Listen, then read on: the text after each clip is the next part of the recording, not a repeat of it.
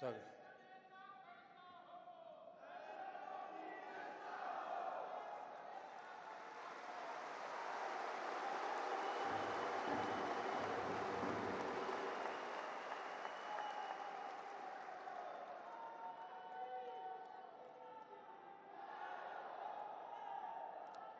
सगळ्या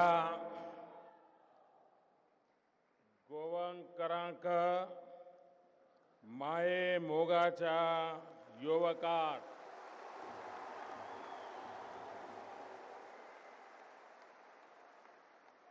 मंच पर विराजमान गोवा की राज्यपाल महोदया श्रीमती मृदुला सिन्हा जी, गोवा के जनप्रिय मुख्यमंत्री श्रीमान लक्ष्मीकांत जी, केंद्र में मंत्रिपरिषद के मेरे साथी श्रीमान मनोहर पर्रिकर जी, केंद्र में मंत्रिपरिषद के मेरे साथी श्रीमान अशोक गजपति जी, इसी धरती के संतान मेरे साथी श्रीपाद नायक जी, श्री जयंत सिन्हा जी, गोवा के उप मुख्यमंत्री श्रीमान फ्रांसिस डिसूजा जी, गोवा सरकार में मंत्री श्रीमान राजेंद्र अर्लेकर जी, हमारे सांसद श्रीमान नरेंद्र सावयकर जी और विशाल संख्या में पधारे हुए गोवा के मेरे प्यारे भाइयों और बहनों, अभी लक्ष्मीकांत जी कह रहे थे, मैं देर रात जापान से आया और सुबह आपकी सेवा में हाजिर हो गया।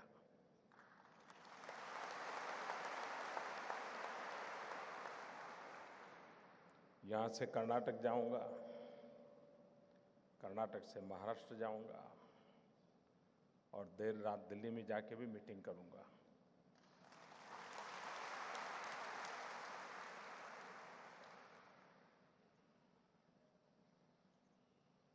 प्रधानमंत्री बनने के बाद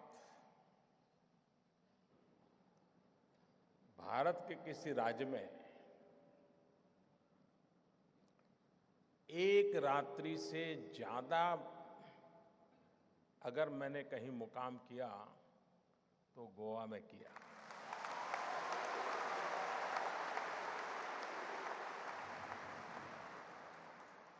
मैं आज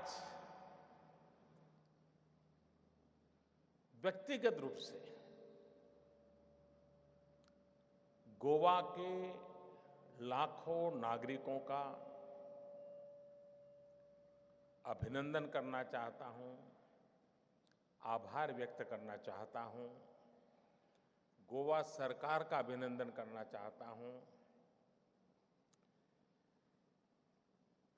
मनोहर जी, लक्ष्मीकांत जी, उनकी पूरी टीम का आभार व्यक्त करना चाहता हूं। कई वर्षों के बाद एक बहुत बड़ा अंतर्राष्ट्रीय इवेंट ब्रिक्स समिट गोवा में आयोजित हुआ और इतने शानदार ढंग से इसकी योजना हुई कि आज पूरे विश्व में जितने भी बड़े नेता आप मानते हैं, उनकी जुबान पर गोवा गोवा गोवा हो रहा है।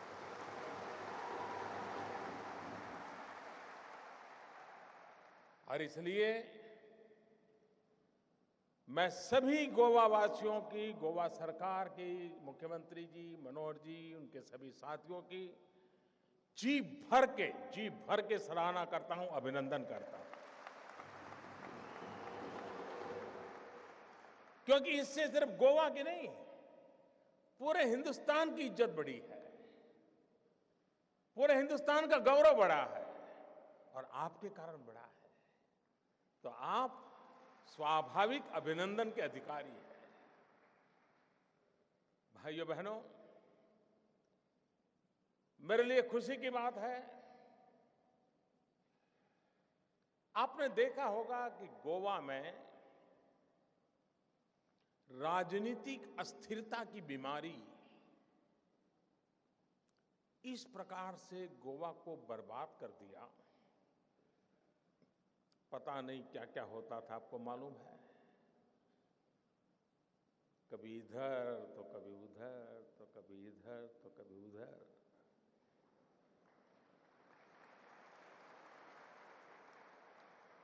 इस राजनीतिक अस्थिरता ने गोवा का जो सामर्थ्य है,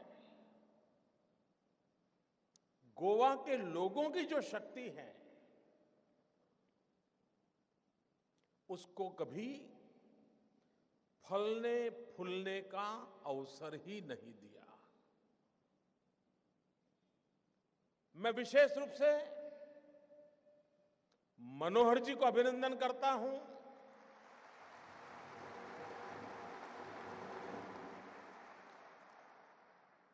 कि उन्होंने एक ऐसे पॉलिटिकल कल्चर को गोवा में लाया है,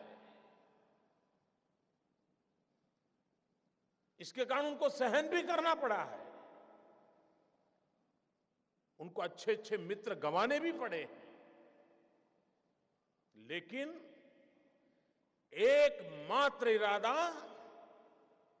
गोवा को नई ऊंचाइयों पर ले जाना। और इसलिए गोवा में पॉलिटिकल स्टेबिलिटी 5 साल तक एक सरकार चले, नीतियों के आधार पर चले, गोवा के विकास के लिए चले, लोक कल्याण के हित के लिए चले, ये उन्होंने करके दिखाया है। और 2012 से 2017 की स्थिरता का लाभ भरपूर मात्रा में गोवा को प्राप्त हुआ है। और इसलिए मैं यहां दोनों पार्टियां जो मिलकर के सरकार चला रही है, और सबसे बड़ी बात पॉलिटिकल स्टेबिलिटी दी है, इसके लिए, क्योंकि स्थिर सरकार चुनना ये जनता के हाथ में होता है, और गोवा की जनता ने स्थिर सरकार की ताकत को समझा है। इसलिए मैं उनको बहुत बहुत अभिनंदन देता हूं, उनका वंदन करता हूं। मुझे आज इतनी खुशी हो रही है इस बात की, मैं प्रधानमंत्री हूं, लेकिन सबको मालूम है मैं किस पार्टी से हूं। लक्ष्मीकांत जी मुख्यमंत्री हैं, सबको मालूम है किस पार्टी से हैं। मनोहर जी मेरे साथी हैं, सबको मालूम है किस पार्टी से हैं। हम एक दूसरे की तारीफ करें तो लोगों को लगेगा ठीक है भाई, आप तो बोलेंगे ही ना। लेकिन मुझे खुशी हुई कि एक सप्ताह के पहले एक इंडिपेंडेंट एजेंसी ने, एक बहुत बड़े मीडिया हाउस ने हिंदुस्तान के छोटे राज्यों के हालत का जायजा लिया। अलग अलग पैरामीटर पर सर्वे किया, और आज मुझे खुशी हो रही है कि मेरे इन साथियों ने छोटे राज्यों में गोवा को एक चमकते सितारे की तरह पेश कर दिया है। देश के सभी छोटे राज्यों में, देश के सभी छोटे राज्यों में तेज गति से, चाहे सोशल सिक्योरिटी का मसला हो, स्वास्थ्य का मसला हो, इंफ्रास्ट्रक्चर का क्षेत्र हो, गोवा को तेज गति से नई ऊंचाइयों पर ले गए हैं, और गोवा नंबर 1 बना है। मैं बहुत बहुत, और इसमें गोवा वासियों का योगदान है ही है, उसके बिना ये संभव नहीं होता। और इसलिए मैं आज इस अवसर पर जितना अभिनंदन करूं, जितना धन्यवाद करूं, उतना कम है। मैं जब गुजरात में मुख्यमंत्री था, मनोहर जी यहां मुख्यमंत्री थे, तो मैं एक सीक्रेट बताता हूं आपको।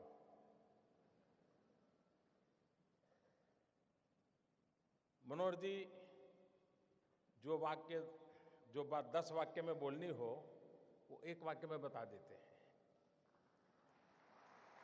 तो कभी कभी समझने में भी कठिनाई होती है। तो वो मानते हैं कि आपने समझ लिया, वो IITian है, मैं बड़ा सामान्य इंसान हूं।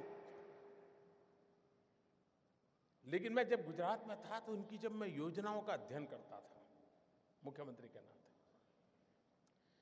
और मैं देख रहा था कि यहां के गरीब से गरीब व्यक्ति की मुसीबतों को वो कैसे समझते हैं और उसके रास्ते कैसे खोजते हैं। हर योजनाएं, बाद में लक्ष्मीकांत जी ने भी इसको आगे बढ़ाया। जब मैं देखता था गृह आधार योजना, वार्षिक 3 लाख से कम आय वाले जो महिलाएं हैं, उनको 1500 रुपये की मदद। देश में कई राज्यों को पता तक नहीं होगा कि गोवा में ऐसी योजना शुरू की गई थी। दयानंद सरस्वती सुरक्षा योजना, सीनियर सिटीजन्स के लिए करीब 1.5 लाख सीनियर सिटीजन को इसका लाभ मिलता है, प्रति मास 2000 रुपये। ये सारी चीजें हिंदुस्तान में कहीं नहीं है भाइयों, ये गोवा में है। भाइयों बहनों, लाडली लक्ष्मी योजना, गोवा और मध्य प्रदेश ने इसको प्रारंभ किया और 18 साल की बच्चियों को 1 लाख रुपया। आज गोवा में 45,000 हमारी बेटियां इसकी हकदार बनी हैं। 45,000 बेटियां।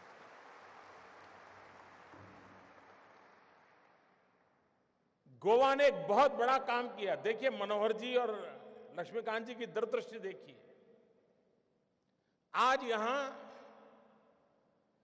इलेक्ट्रॉनिक सिटी का शिलान्यास हो रहा है, लेकिन इसके पहले इस काम को सफल करने के लिए हमें कैसा युवा धन चाहिए, कैसी यंग जनरेशन चाहिए, इसको ध्यान में रखते हुए इन दोनों महाशयों ने साइबर स्टूडेंट योजना के द्वारा हमारे यहां के नौजवानों को डिजिटल दुनिया से जोड़ने का एक बड़ा अभियान चलाया। ये दीर्घदृष्टि के लिए मैं उनको बधाई देना चाहता हूं। हम जानते हैं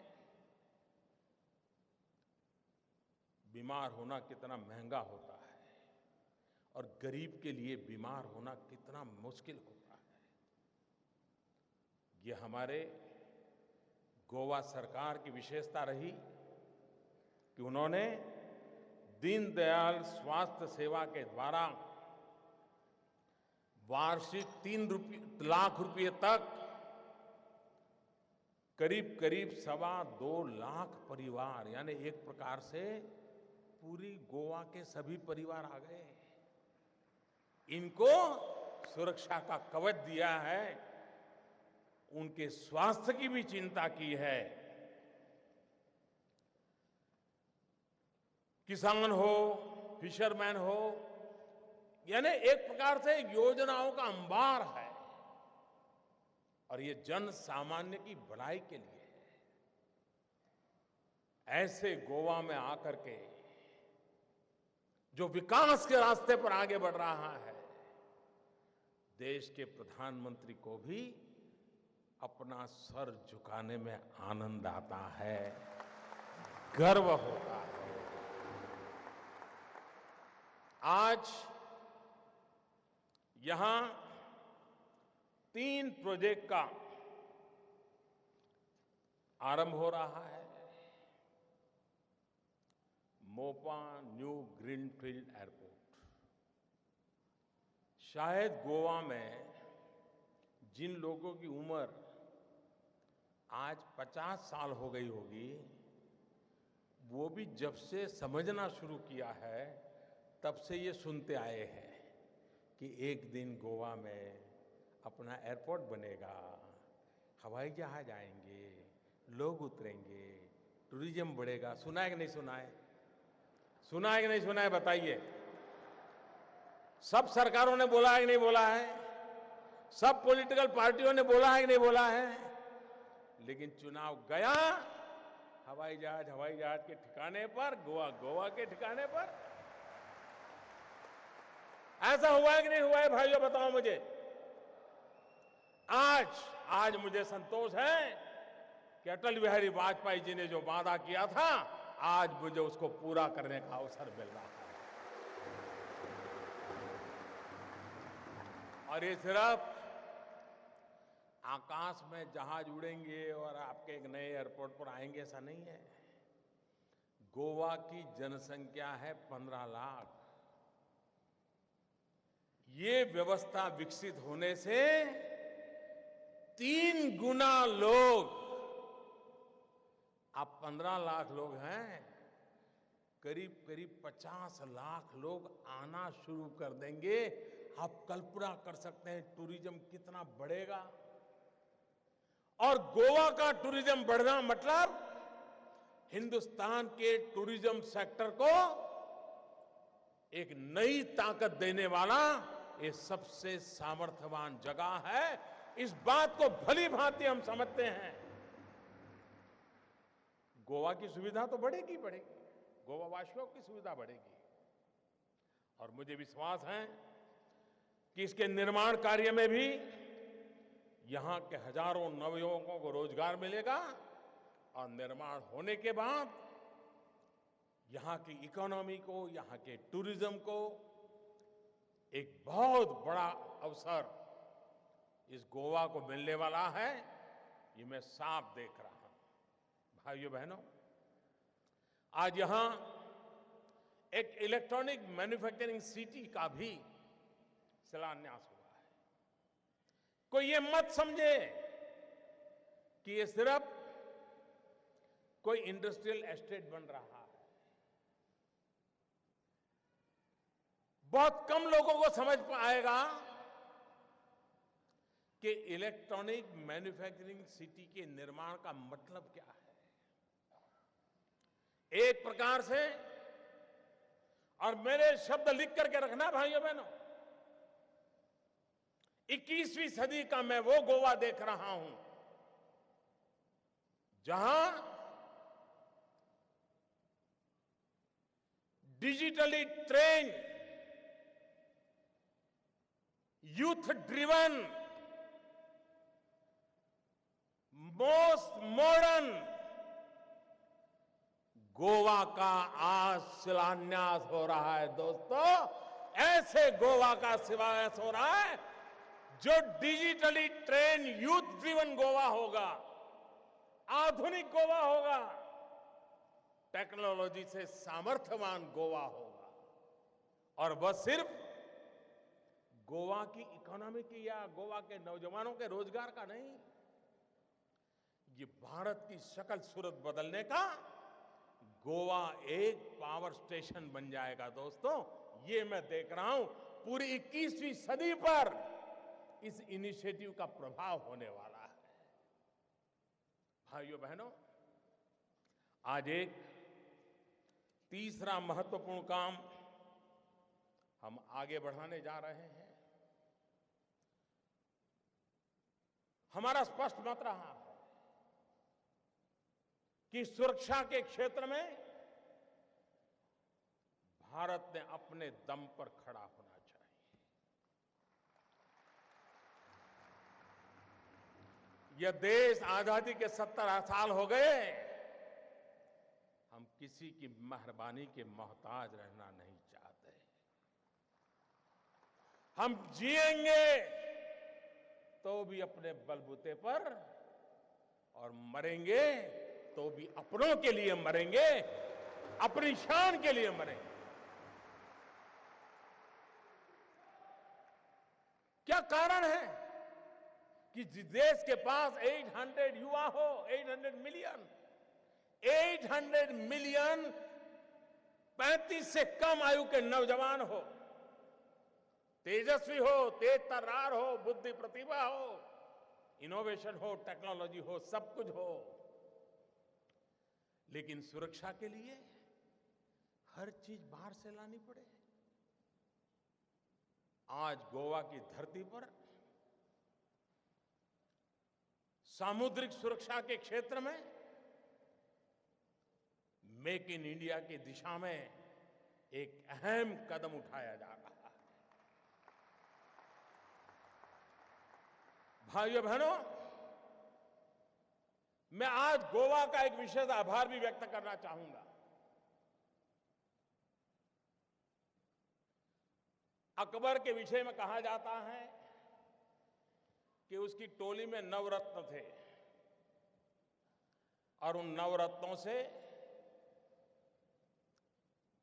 विशेषताओं से चर्चा अकबर के कार्यकाल की होती थी। मैं भाग्यशाली हूं कि मेरे टीम में अनेक रत्न हैं, अनेक रत्न हैं। और उस रत्नों में एक चमकता हुआ रत्न मुझे गोवा वालों ने दिया है। उस रत्न का नाम है मनोहर पर्रिकर। कई वर्षों के बाद देश को एक ऐसा रक्षा मंत्री मिला है जिसने 40 साल पुराने हमारे फौज की समस्याओं का समाधान करने के लिए दिन रात एक कर दिया। अगर मनोहर पर्रिकर जी का इतना पुरुषार्थ न होता, 40 साल से लटक रहा वन रैंक वन पेंशन का मेरे देश के लिए मर मिटने वाले जवानों का काम अधूरा रहा होता। मैं मनोहर जी को बधाई देता हूं और आपका आभार व्यक्त करता हूं कि आपने मुझे मनोहर जी दिए। ऐसा सामर्थ्यवान देश का कोई रक्षा मंत्री पिछले कुछ समय में ऐसा नहीं आया जिस पर कहीं न कहीं उंगली न उड़ी हो। आज हम तेज गति से निर्णय कर रहे हैं, विश्व के साथ समझौते कर रहे हैं, देश की सुरक्षा बढ़ाने के लिए आवश्यक फैसले कर रहे हैं। 2.5 साल हो गए रक्षा मंत्रालय पर कहीं से किसी ने उंगली तक नहीं उठाई है।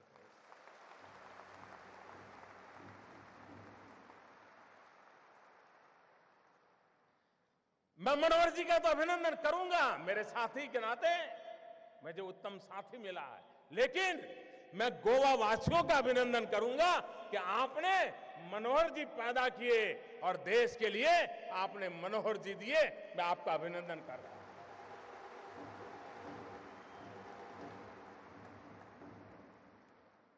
भाइयों बहनों, ये जो mine counter measure vessel programme है, MCMV, ये भारत की सामुद्रिक सुरक्षा में एक बहुत बड़ी अहम भूमिका अदा करने वाला काम है। इससे लोगों को रोजगार तो मिलना ही मिलने वाला है, इस क्षेत्र के विकास के लिए भी काम होने वाला है। मेरे प्यारे गोवा के भाइयों और बहनों, मैं कुछ और बातें भी आज गोवा वासियों के साथ करना चाहता हूं।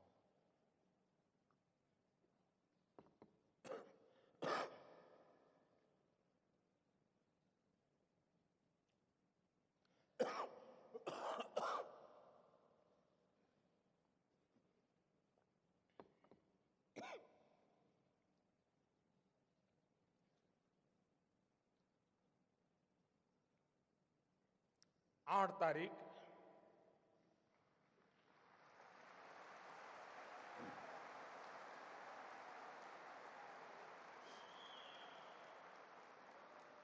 रात 8 बजे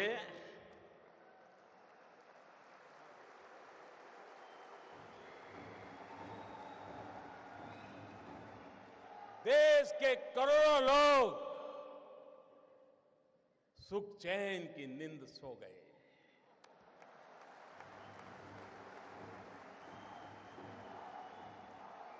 और देश के लाखों लोग नींद के लिए गोलियां खरीदने जा रहे हैं, गोलियां नहीं मिल रही है।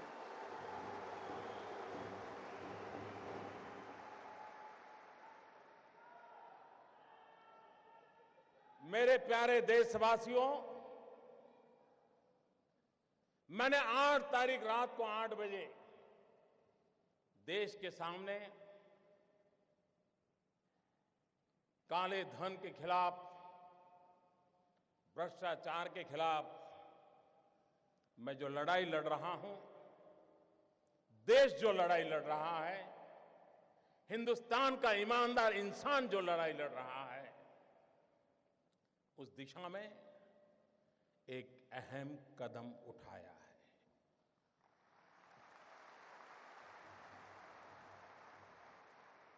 लेकिन कुछ लोग हैं जो अपने ही ख्यालों में खोए रहते हैं। वे अपनी नाप पट्टी लेकर के ही किसी को नापते रहते हैं और उसमें फिट नहीं होता है तो देखते हैं यार कुछ गड़बड़ है। अगर इस देश के अर्थशास्त्रियों ने, इस देश के पल्सिस को समझ करके एनालिसिस करने वालों ने, ये पुरानी सरकारें, पुराने नेता, उनको नाप के तोलने के जो तराजू है, मेरे आने के बाद अगर बदल दिए होते तो ये दिक्कत नहीं आती।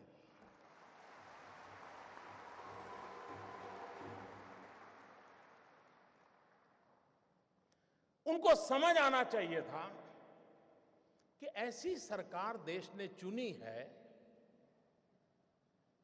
जिसके पास से देश की अपेक्षा है। आप मुझे बताइए भाइयों बहनों, 2014 में आपने वोट दिया था, भ्रष्टाचार के खिलाफ दिया था कि नहीं दिया था? आप मुझे बताइए, आपने एक काम करने के लिए मुझे कहा था कि नहीं कहा था? काले धन के खिलाफ काम करने के लिए आपने मुझे कहा था कि नहीं कहा था? आपने मुझे कहा था तो मुझे करना चाहिए कि नहीं करना चाहिए?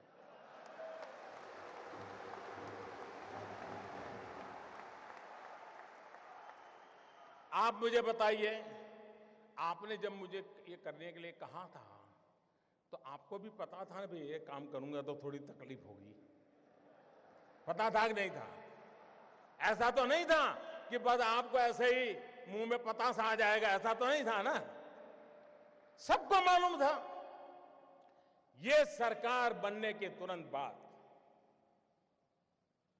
हमने एक सुप्रीम कोर्ट के निवृत्त न्यायमूर्ति के नेतृत्व में स्पेशल इन्वेस्टिगेशन टीम बनाई, एसआईटी। दुनिया में कहां कहां ये कारोबार चल रहा है, इस पर ये टीम काम कर रही है और हर 6 महीने वो सुप्रीम कोर्ट को रिपोर्ट कर रही है। ये काम पहले वाली सरकारें टालती रही थी, हमने किया था। अपने यहां कहावत है, पुत्र के लक्षण पालने में। जब मेरी पहली कैबिनेट में पहले ही दिन ऐसा बड़ा कड़ा निर्णय करता हूं तो पता नहीं था कि मैं आगे करने वाला हूं जी। मैंने छुपाया था क्या? कुछ नहीं छुपाया मैंने। हर बार मैंने ये बात कही है और आज मैं आपको इसका ब्यौरा दे रहा हूं। देश मुझे सुन रहा है। मैंने देश को कभी अंधेरे में नहीं रखा है, मैंने देश को कभी गलतफहमी में नहीं रखा है, खुल करके बात कही है और ईमानदारी से।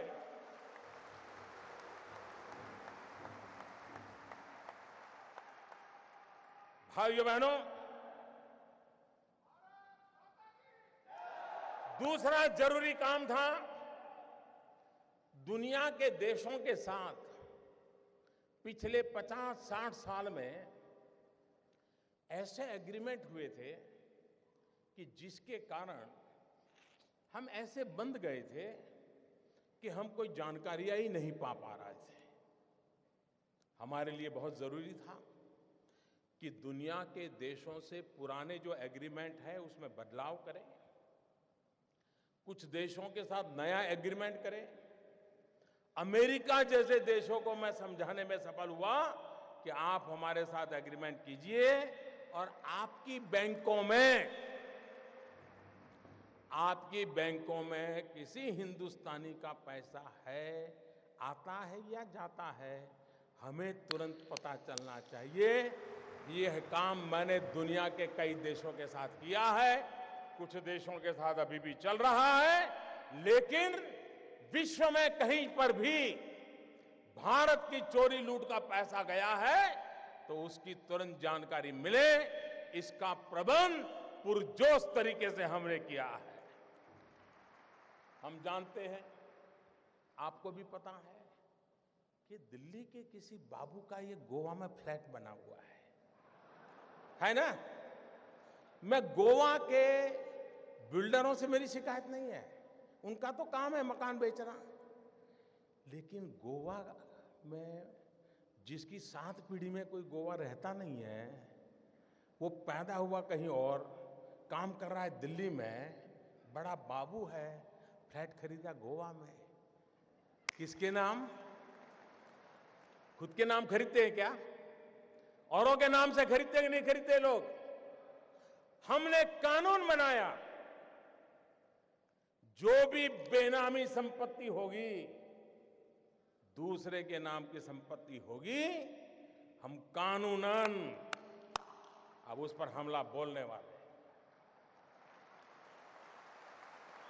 ये संपत्ति देश की है, ये संपत्ति देश के गरीब की है, और मेरी सरकार सिर्फ और सिर्फ देश में से गरीबों की मदद करना मेरा कर्तव्य मानती है और मैं उसको करके रहूंगा।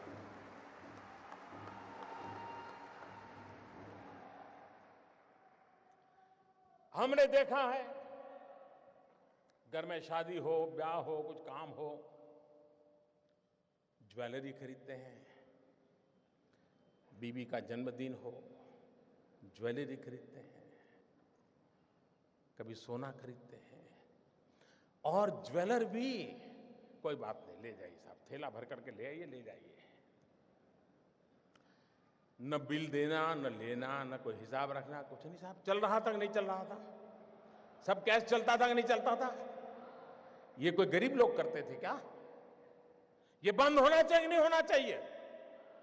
हमने नियम बनाया कि 2 लाख रुपए से ज्यादा अगर आप गहने खरीदते हैं, ज्वेलरी खरीदते हैं, तो आपको आपका पैन नंबर देना पड़ेगा ही। इसका भी विरोध हुआ था। आप हैरान होंगे, आधे से ज्यादा पार्लियामेंट के मेंबर, आधे से ज्यादा मुझे यह कहने के लिए आए थे कि मोदी जी ये नियम मत लगाओ,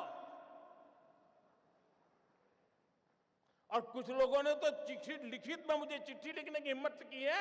जिस दिन मैं उसको पब्लिक में करूंगा, शायद पता नहीं वो अपने इलाके में जा पाएंगे कि नहीं जा पाएंगे।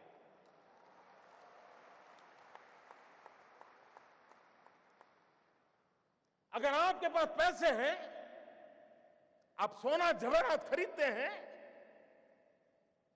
हम इतना ही कहते हैं कि भाई आपका जो इनकम टैक्स का पैन नंबर है वो लिखवा दीजिए, पता तो चले कौन लेता है, पैसा कहां से आता है, कहां जाता है। भाइयों बहनों, ये 70 साल की बीमारी है और मुझे 17 महीने में मिटानी है।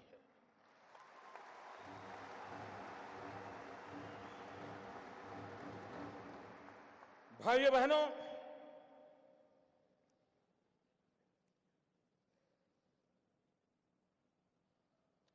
हमने एक और काम किया, पहले की सरकारों ने भी किया था। ये जो ज्वेलर्स है, क्योंकि ज्यादातर हमारे यहां सोना वगैरह की बात कर रहा, उन पर कोई एक्साइज ड्यूटी नहीं लगती थी। पहले सरकार ने लगाने की कोशिश की, बहुत कम लगाई थी, लेकिन सारे ज्वेलरों की संख्या बहुत कम है। एक गांव में एक आध दो ही होते हैं, बड़े शहर में 50-100 होते हैं, लेकिन उनकी ताकत बड़ी गजब है साहब। अच्छे अच्छे एमपी उनके जेब में होते हैं।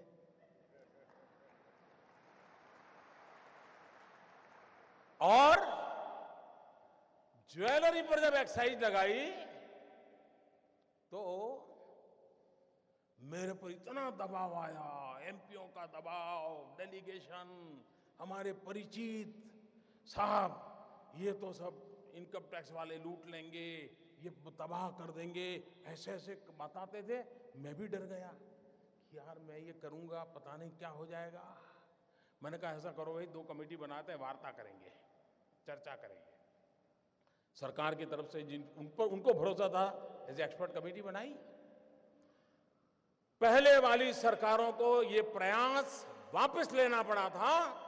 साहब मैं ईमानदारी से देश चलाना चाहता हूं, मैंने वापस नहीं लिया। मैंने ज्वेलरों को विश्वास दिलाया कोई आपसे ज्यादती नहीं करेगा, और अगर कोई इनकम टैक्स वाला ज्यादती करता है, आपने मोबाइल फोन से उसका रिकॉर्डिंग कर लीजिए, मैं उसके खिलाफ काम करूंगा। ये कदम हमने उठाया था। जिनको पता हो, ये सारा देख करके समझ नहीं आता था क्या मोदी क्या करेगा आगे। लेकिन अगर आप अपनी दुनिया में इतने मस्त थे कि और पॉलिटिकल पार्टी की तरह ये भी आकर के चला जाएगा, मैं भाइयों बहनों कुर्सी के लिए पैदा नहीं हुआ।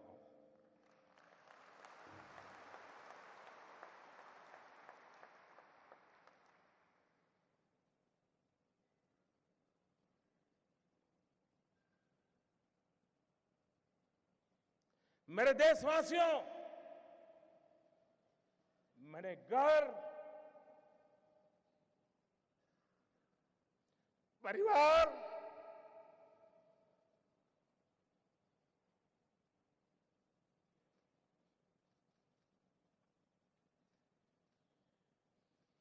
सब कुछ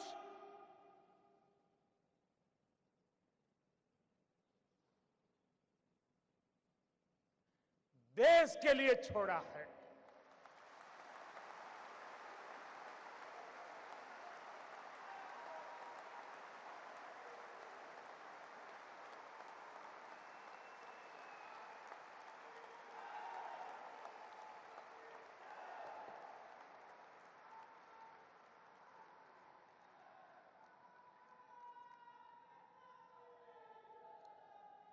हमने दूसरी तरफ ये भी जोर लगाया, अच्छा कुछ लोग होते हैं मजबूरन कुछ गलत करना पड़ा हो। सब लोग बेईमान नहीं होते जी, सब लोग चोर भी नहीं होते कि मजबूरन कुछ करना पड़ा होता है।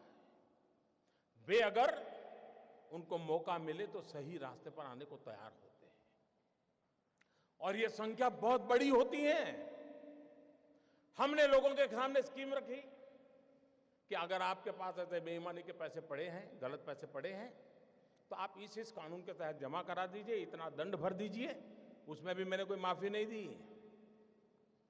लेकिन व्यापारी लोग चीजों को समझने में बड़े होशियार होते हैं। उनको समझ में आ गया कि ये मोदी है, कुछ गड़बड़ करेगा। आपको जान करके खुशी होगी, आजादी के 70 साल में ऐसी योजनाएं कई बार आई। पहली बार 67,000 करोड़ रुपीज लोगों ने आकर के दंड समेत जमा कर दिए साहब। और 2 साल में टोटल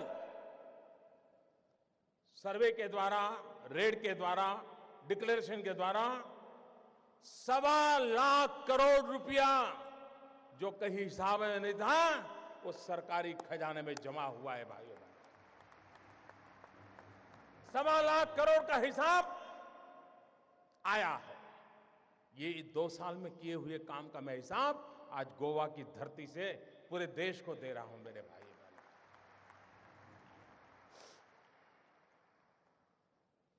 उसके बाद हमें मालूम था मुझे क्या करना है। हमने जनधन अकाउंट खोले। जब मैं ये स्कीम लेके आया था तो मेरी कैसी मजाक हुई थी, पार्लियामेंट में भाषण कैसे हुई थी आपको याद होगा। मुझे पता नहीं क्या क्या कहा जाता था।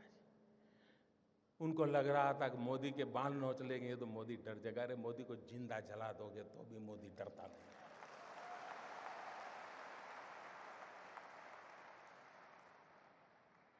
उसके बाद हमने प्रारंभ में आकर के एक काम लिया, प्रधानमंत्री जनधन योजना के द्वारा गरीब से गरीब का बैंक अकाउंट खोलना।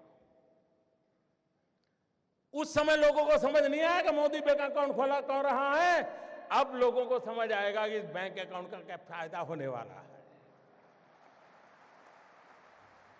करीब करीब 20 करोड़ से ज्यादा लोग गरीब लोगों के बैंक अकाउंट खोले और हिंदुस्तान में अमीर लोगों के जेब में बटवे में भांति भांति बैंक को क्रेडिट और डेबिट कार्ड होते हैं। गरीब तो बेचारा सोच ही नहीं सकता था ऐसा भी कोई कार्ड होता है, कार्ड से मिल जाता है कुछ, पता नहीं था उसको। भाइयों बहनों, प्रधानमंत्री जनधन योजना के लिए बैंक के खाते खोले ऐसा नहीं, इस देश के 20 करोड़ लोगों को हमने रुपए कार्ड दिया है, डेबिट कार्ड दिया है और यह आज से 1 साल पहले किया हुआ है।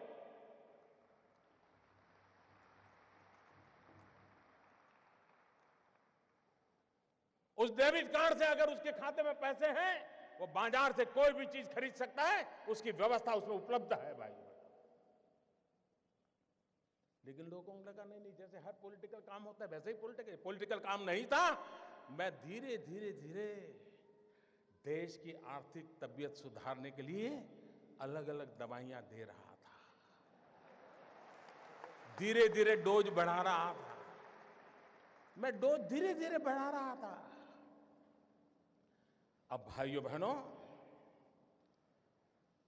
मेरे देश के गरीबों की अमीरी देखिए। मैंने तुमको कहा था कि 0 अमाउंट से आप खाता खोल सकते हैं। एक बार आपका बैंक में पैर आना चाहिए बस। ये आर्थिक व्यवस्था में कहीं आप भी होने चाहिए। लेकिन मेरे देश के गरीबों की अमीरी देखिए दोस्तों। ये आज जो अमीर लोग रात को सो नहीं पाते हैं ना, गरीबों की अमीरी देखिए दोस्तों। मैंने तो कहा था कि 0 रकम से आप बैंक अकाउंट खोल सकते हैं, लेकिन मेरे देश के गरीबों ने बैंकों में जनधन अकाउंट में 45,000 करोड़ रुपया जमा करवाया दोस्तों। 45,000 करोड़ रुपया। यह देश के सामान्य मानवी की ताकत को हम पहचाने। 20 करोड़ परिवारों को रुपए कार्ड दिया। फिर भी कुछ लोग मानते ही नहीं थे। उनको लगता था यार कोई राजनीतिक गोटी बिठा देंगे तो हो जाएगा मामला। हमने एक बहुत बड़ा सीक्रेट ऑपरेशन किया। मनोहर जी वाला तो मैं नहीं कर सकता हूं।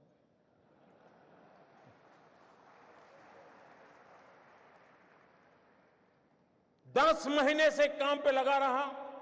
एक छोटी विश्वस्त टोली बनाई, क्योंकि इतनी नई नोटें छापना, नोटें पहुंचाना बड़ा कठिन, चीजें छिपाना बड़ा सीक्रेट रखना, वरना ये लोग ऐसे होते साहब, पता चल जाए तो साहब अपना कर लेंगे। और 8 तारीख रात 8 बजे देश का सितारा चमकाने के लिए एक नया कदम उठा लिया दोस्तों। और मैंने उस रात को भी कहा था कि इस निर्णय से तकलीफ होगी, असुविधा होगी, कठिनाइयां होगी, ये मैंने पहले दिन कहा है। लेकिन भाइयों बहनों, मैं आज देश के उन करोड़ों लोगों के सामने सर झुकाता हूं कि सिनेमा के थिएटर पर लाइन लगाते हैं ना, वहां भी झगड़ा हो जाता है। मैं देख रहा हूं पिछले 4 दिन से हजारों लोग पैसों के लिए कतार खड़ा के लगे हैं, लेकिन हर एक के मुंह से एक ही आवाज आ रही है कि ठीक है, मुसीबत हो रही है, तकलीफ हो रही है, पैर दुख रहे हैं, लेकिन देश का भला हो। मैं आज सार्वजनिक रूप से बैंक के सभी कर्मचारियों का अभिनंदन करता हूं।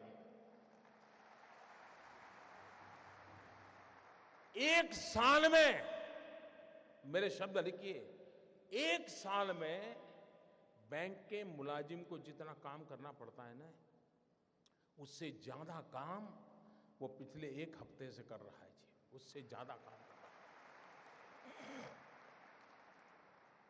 मुझे खुशी हुई, मैंने सोशल मीडिया में देखा, रिटायर्ड बैंक के कर्मचारी, किसी की उम्र 70 साल, किसी की 75 साल, वो बैंक में गए, उन्होंने कहा साहब रिटायर हो गए हैं, लेकिन इस पवित्र काम में हमें आता है, अगर आप हमें बिठा करके काम में लगाना चाहते हैं तो हम हमारी सेवा देने के लिए तैयार हैं।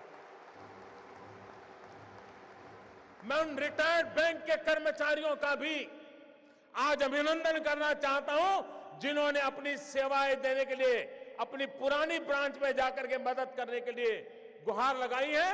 मैं उनका अभिनंदन करता हूं। मैं उन नौजवानों का अभिनंदन करता हूं जो कतार के बाहर धूप पे खड़े रह करके अपने खर्चे से लोगों को पानी पिला रहे हैं, सीनियर सिटीजन के बिठाने के लिए कुर्सियां लेकर के दौड़ रहे हैं। चारों तरफ देश की युवा पीढ़ी खास करके इस समय इस काम को सफल करने के लिए काम में लगी है। इस काम की सफलता का कारण 8 तारीख के 8 बजे मोदी का निर्णय नहीं है। इस काम की सफलता का कारण 125 करोड़ देशवासी, जिसमें कुछ लाख छोड़ दो, कुछ लाख छोड़ दो, ये जी जान से लगे हैं, इसलिए ये योजना सफल होना सुनिश्चित है। भाइयों बहनों, मैं दूसरी बात बताना चाहता हूं। मुझे बताइए, हमारे देश में मतदाता सूची, वोटर्स लिस्ट,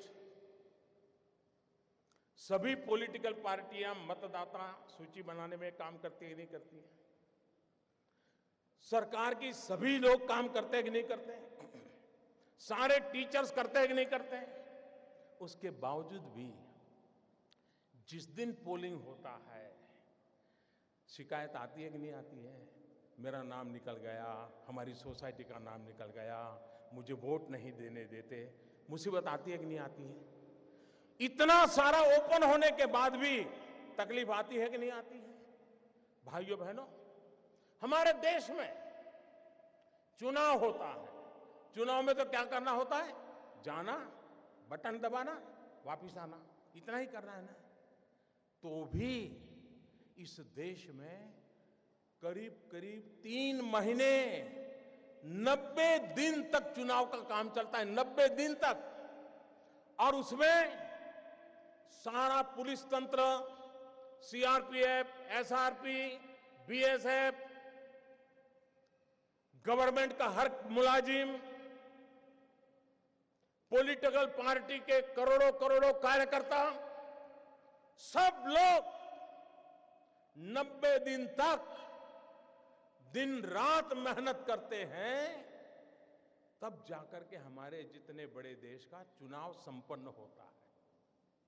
90 दिन लग जाते हैं। भाइयों बहनों, मैंने सिर्फ देश से 50 दिन मांगे हैं, 50 दिन। 30 दिसंबर तक मुझे मौका दीजिए मेरे भाइयों बहनों। अगर 30 दिसंबर के बाद कोई मेरी कमी रह जाए, कोई मेरी गलती निकल जाए, कोई मेरा गलत इरादा निकल जाए, आप जिस चौराहे में मुझे खड़ा करेंगे, मैं खड़ा होकर के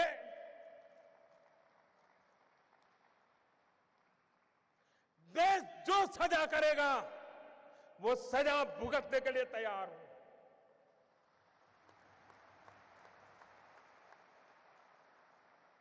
लेकिन मेरे देशवासी,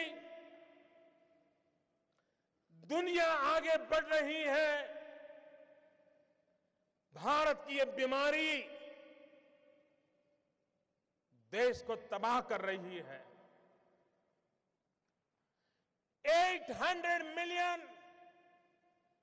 65% 35 से कम उम्र वाले नौजवान, उनका भविष्य दांव पर लगा है। उसलिए मेरे भाइयों बहनों, जिनको राजनीति करनी है करें, जिनका लूट चुका है वो रोते रहे, गंदे आरोप लगाते रहे, लेकिन मेरे ईमानदार देशवासियों, आइए मेरे साथ चलिए।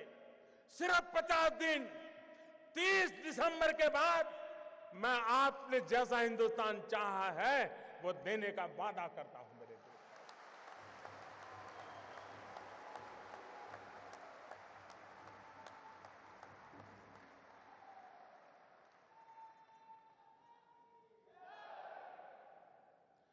मेरे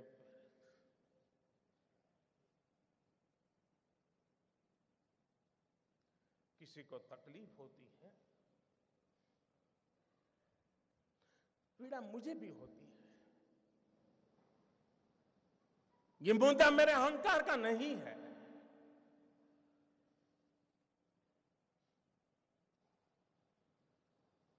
भाइयों बहनों,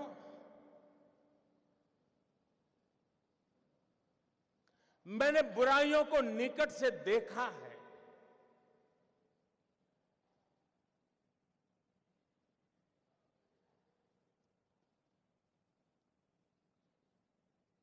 देशवासियों की तकलीफ समझता हूं, उनकी मुसीबत समझता हूं, लेकिन ये कष्ट सिर्फ 50 दिन के लिए है।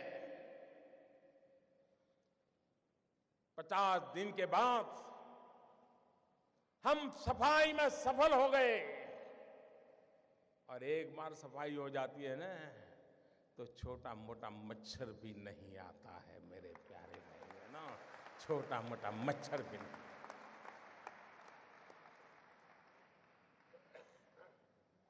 मुझे विश्वास है, मैंने लड़ाई ईमानदार लोगों के भरोसे शुरू की है, और ईमानदार लोगों की ताकत पर मुझे पूरा विश्वास है, पूरा यकीन है, पूरा भरोसा है।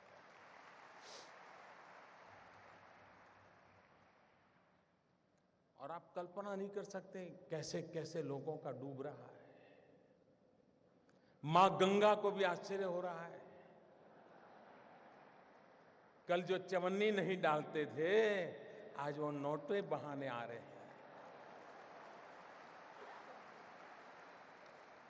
वो गरीब विधवा मां मोदी को आशीर्वाद देती है कि बेटा, कभी बेटा या बहू देखते नहीं थे, कल आए थे 2.5 लाख बैंक में जमा कराने के लिए। उन गरीब विधवा माओं के आशीर्वाद देश की सफलता के यज्ञ को आगे बढ़ाएंगे। और आपने देखा कैसे कैसे लोग 2G स्कैम, कोयला स्कैम, अरबों खरबों, मालूम है ना सब, मालूम है ना। आज 4,000 रुपया बदलने के लिए लाइन में खड़े रहना पड़ता है जी।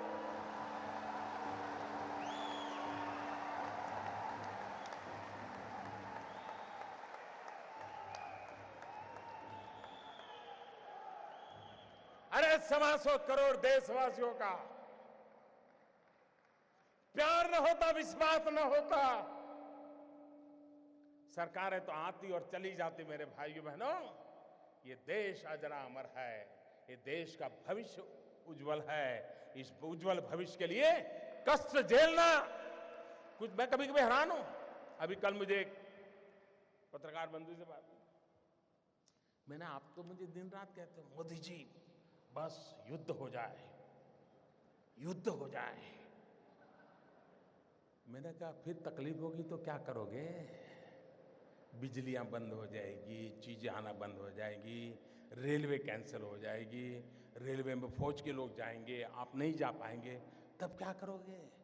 अच्छा बोले ऐसा होता है। कहना बड़ा सरल होता है भाई, उपदेश देना बड़ा सरल होता है। जब निर्णय करते हैं तब उसके साथ चलना सामान्य मानवी की कोई तकलीफ नहीं होती है। मैं देशवासियों को एक और कहना चाहता हूं, इन दिनों बहुत लोगों की इस भ्रष्टाचार या काले धन के मुद्दे पर बोलने की हिम्मत नहीं है, क्योंकि जो भी बोला है पकड़ा जाता है कि यार तुझ कुछ दान में काला है। हर कोई हंसते हुए चेहरे बोल रहा है नहीं नहीं मोदी जी ने अच्छा किया, अच्छा किया।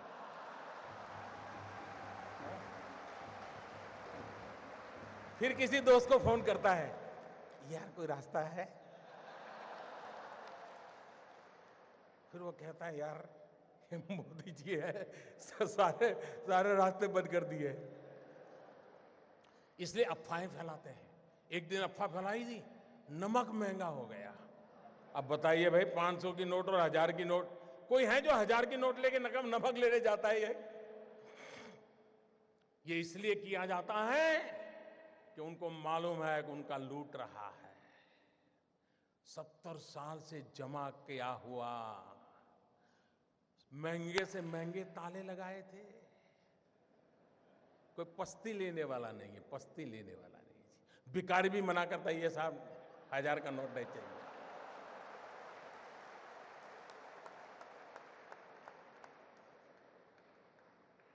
भाइयों बहनों, ईमानदार को कोई तकलीफ नहीं है। कुछ लोग अपनी नोट कहते हैं, मुझे सच मालूम नहीं लेकिन चर्चा चल रही है, कहते 450 में बेच रहा है, कोई 500 की नोट, कोई 300 में दे रहा है। मैं देशवासियों को कहता हूं, आपका 500 रुपये में से एक नया पैसा कम करने की ताकत किसी की नहीं है। आपका 500 रुपया मतलब 499 एंड 100 पैसा पक्का।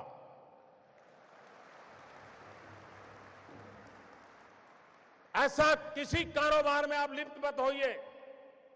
कुछ बेईमान लोग अपने लोगों को कह देते जाओ लाइन में खड़े हो जाओ, 2-2 हजार का करवा लो यार, मेरा थोड़ा बहुत बच जाएगा। और दूसरा भाइयों बहनों, मेरा सबसे आग्रह है, हो सकता है आपको पता भी न हो, शायद आपके चाचा मामा भाई पिताजी जिनका स्वर्गवास हो कुछ करके गए हो, आपका कोई गुनाह ना हो, बस आप बैंक में जमा कर दीजिए, जो भी दंड देना है दंड दे दीजिए, आप मुख्य धारा में आ जाइए, सबका भला है। और एक बात और कहता हूं, कुछ लोग अगर ये मानते हो कि आगे देखा जाएगा, तो कम से कम वो मुझे पहचान ले।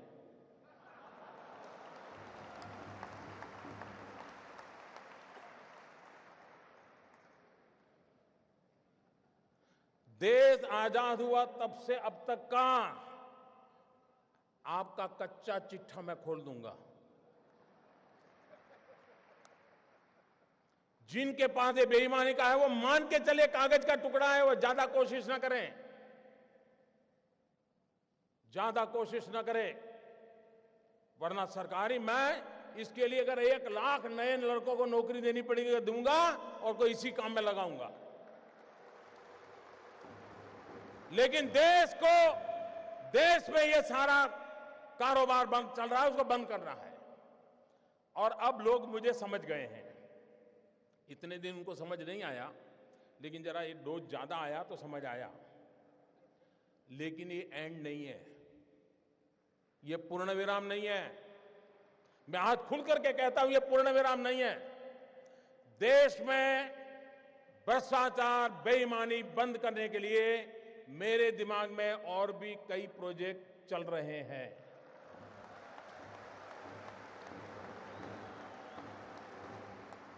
ये आने वाले हैं, ये ईमानदार लोगों के लिए मैं कर रहा हूं जी, देश के गरीब लोगों के लिए कर रहा हूं, मेहनत करके जिंदगी गुजार रहे हैं, उनको अपना घर मिले, उनके बच्चों को अच्छी शिक्षा मिले, उनके घर में बुजुर्गों को अच्छी दवाई मिले, इसके लिए मैं कर रहा हूं। मुझे गोवा वासियों के आशीर्वाद चाहिए। आप खड़े होकर के ताली बजा करके मुझे आशीर्वाद दें। देश देखेगा ईमानदार लोग। इस देश में ईमानदार लोगों की कमी नहीं है। इस देश में ईमानदार लोगों की कमी नहीं है। आइए ईमानदारी के इस काम में मेरा साथ दीजिए। शाबाश मेरे गोवा के प्यारे भाइयों बहनों, मैं आपका सर झुका करके नमन करता हूं। ये सिर्फ गोवा नहीं, ये हिंदुस्तान के हर ईमानदार की आवाज है। हिंदुस्तान के हर ईमानदार की आवाज है। भाइयों बहनों, मैं जानता हूं मैंने कैसे कैसी ताकतों से लड़ाई मोल ली है। मैं जानता हूं कैसे कैसे लोग मेरे खिलाफ हो जाएंगे। मैं जानता हूं 70 साल का उनका मैं लूट रहा हूं। मुझे जिंदा नहीं छोड़ेंगे, मुझे बर्बाद करके रहेंगे। उनको जो करना है करे। 50 साल भाइयों बहनों, 50 दिन मेरी मदद करे। देश 50 दिन मेरी मदद करे। जोर से तालियों के साथ मेरी इस बात को स्वीकार कीजिए आप। बहुत बहुत धन्यवाद।